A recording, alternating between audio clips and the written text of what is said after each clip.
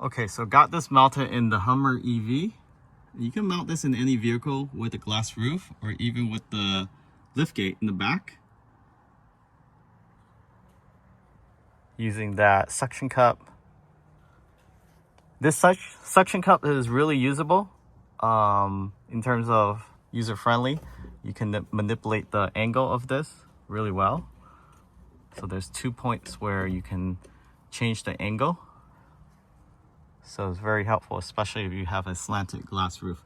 So now let's go ahead and show you where it's getting power from. So basically I fished the wire all the way into this trim here. So I'm gonna do a better job hiding this, and we're gonna put a mesh sunshade just like that one over this thing so it hides it, and then runs across C-pillar and then down to under the floor mats there. And then this Hummer has a outlet, 110 outlet right here, so I just plug it in, so I don't need no conversion adapter, but they do offer conversion adapters for the 12-volt outlet, the cigarette lighter, USB-C.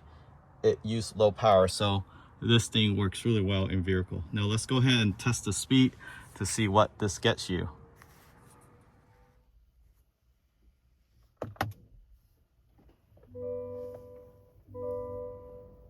Okay, so now I'm in the Starlink app, in the actual app itself, and I already log in. Select Start Setup. Select the Mini. This is the Mini. Confirm. Find a clear view of the sky. So it's already mounted on top of the glass. Your Starlink will need to be outdoors with a completely clear view of the sky to stay connected to satellites. Once Starlink gets online, we'll guide you to align it later if needed. So let's go ahead and select I have clear view.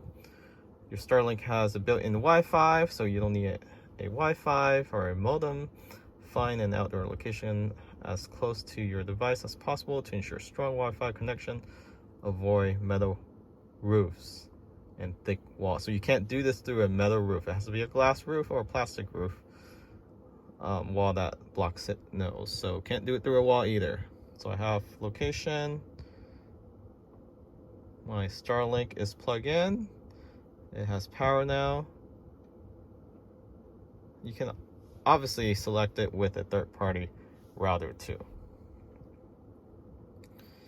Okay, while it's downloading, let's go ahead and test if there's any radiation coming from the Starlink Mini as well, because most people put it on top of the roof. It's right above the head.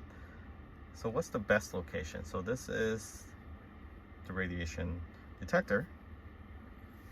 So as you can see here in the EV, no radiation. The car's on, everything's on, vent on. So here's the Starlink. You can see it's emitting a good amount of radiation here.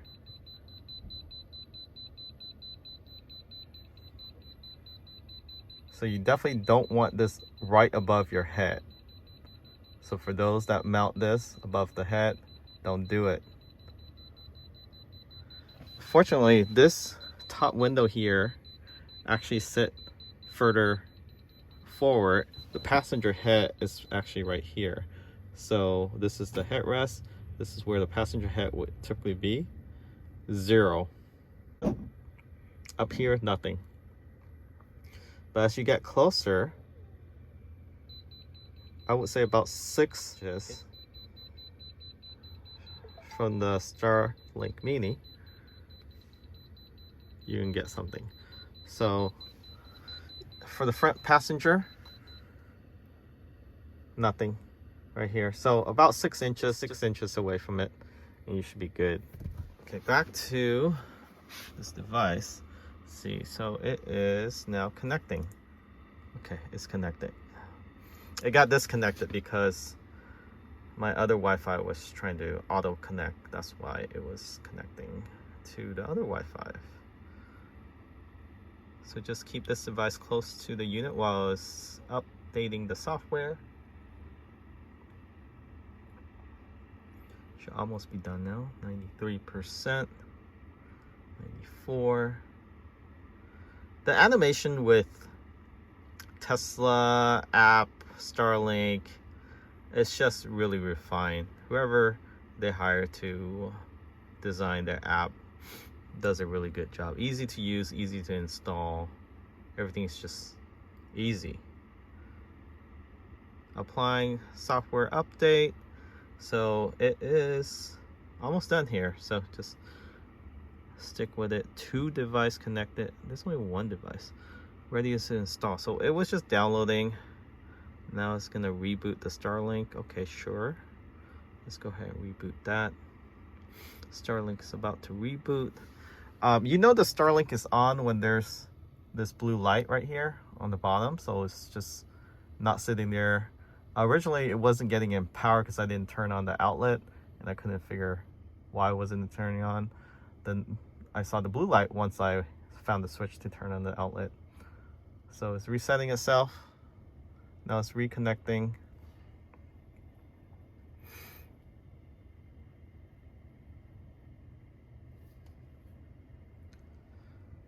So, okay, so now the restart has been completed. Starlink is optimizing which satellite to connect to. Starlink is talking to satellite to determine which way it is pointing. And we're gonna test this while we're driving too, to see if the connection is consistent or what the speed is locally versus on the highway.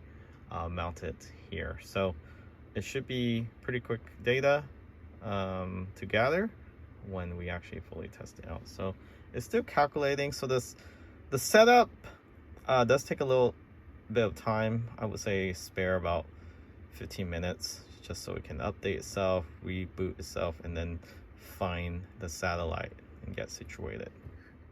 Let's go ahead and configure it. So this is, so you do have to set up your network name. We can just call it Starlink.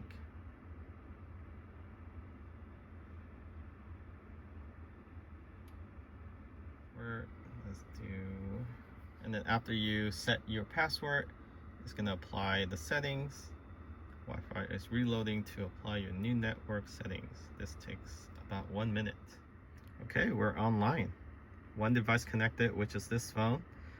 Now let's do a speed test on another app and see how it goes. So this is SpaceX Starlink. Let's go ahead.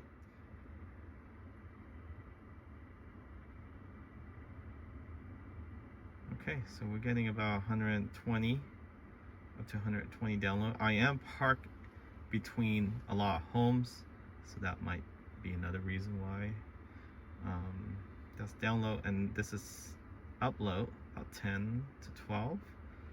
So this is roughly about regular internet, like the base of the base, what you would get with, like, for example, Spectrum, not fiber optics, of course.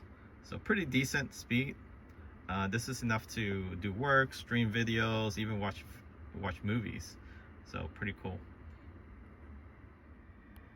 The Starlink app is amazing. It's basically very easy to use. It has all the functionality settings you can ask for in a internet app. And I don't know why all the legacy internet provider can't provide something like this. You can look at the you can change the network name, password. So you can go in there, device. You can see what's connected, the iPhone. Look at the notes, how many devices connected. You can go to statistics, see the speed, how much data, how much lag, power drawn, so forth. You can see all the obstruction. This is crazy. You can see the actual location of where all the satellites are and see any obstruction right now. We're doing pretty good. You can select align Starlink again, check obstruction with the camera, and then you can do realignment. Pretty cool application. You can view the obstruction again. This is a amazing app. You can do speed tests directly from the app. You can go change your settings, your password, get support, and then This is why it's so good. It asks for feedback in real time. Like this is something legacy internet providers should ask, instead of trying to find their phone number, which they always try to hide. So yeah, if you're interested in this, highly recommend Starlink. $50 a month, can't beat that. You can do this for residential, commercial, whatnot. You get roughly between 120 to 300 download. Upload is a little slow, so you do a lot video upload and you don't have fiber optics. It's still a option, but it's gonna be slow. Fiber optics is the way to go if you upload a lot, but for regular day-to-day use, Starlink, hands down, can't go wrong with this. You can take it anywhere you like. Check out link in the description of this video. $200 off plus free month, and share that link with your friends, whoever's interested. Thanks for watching. Catch you all next time.